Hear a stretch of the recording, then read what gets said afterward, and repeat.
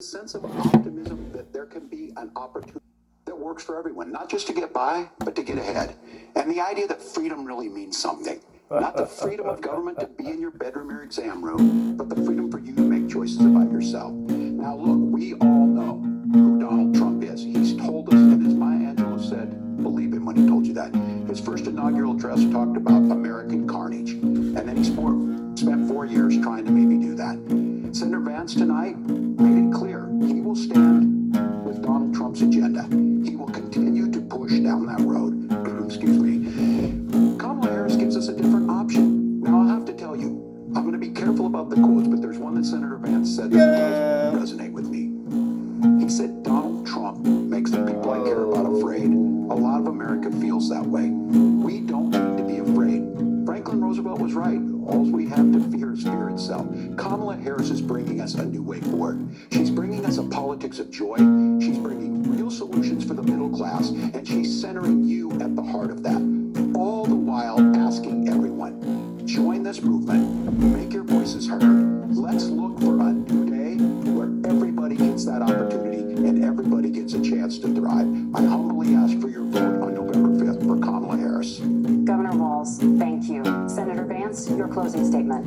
Well, I want to thank Governor Walz, you folks at CBS, and of course the American people for tuning in this evening. And one of the issues we didn't talk about was energy. And I remember when I was being raised by my grandmother, when she didn't have enough money to turn on the heat some nights because Ohio gets pretty cold at night and because money was often very tight. And I believe, as a person who wants to be your next vice president, that we are a rich and prosperous enough country where every American, whether they're rich or poor, ought to be able to turn on their heat and then in a little bit colder night. That's gotten more difficult thanks to Kamala Harris's energy policies. I believe that whether you're rich or poor, you ought to be able to afford a nice meal for your family.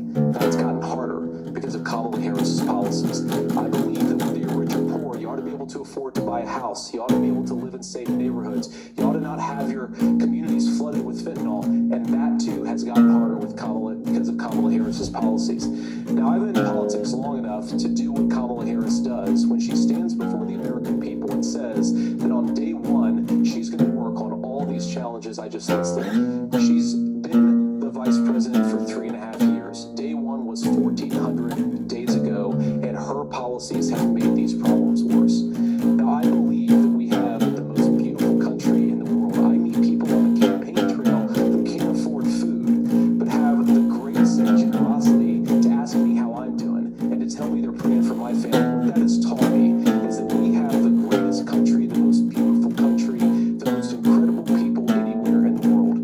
But they're not going to be able to achieve their full dreams with the broken leadership that we have in Washington. They're not going to be able to live their American dream if we do the same thing that we've been doing for the last 3.5 years. We need change. We need a new direction. We need a president who has already done this once before and did it well. Please vote for Donald Trump. And whether you vote for me or vote for Tim Walz, I just want to say I'm so proud to be doing this, and I'm rooting for you. God bless you, and good night.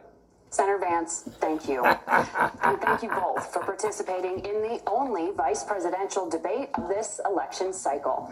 I'm Margaret Brennan. And I'm Nora O'Donnell. And a reminder, there are just 35 days until Election Day. As the world turns. And for all of us here at CBS News, thank you and good night. Good night.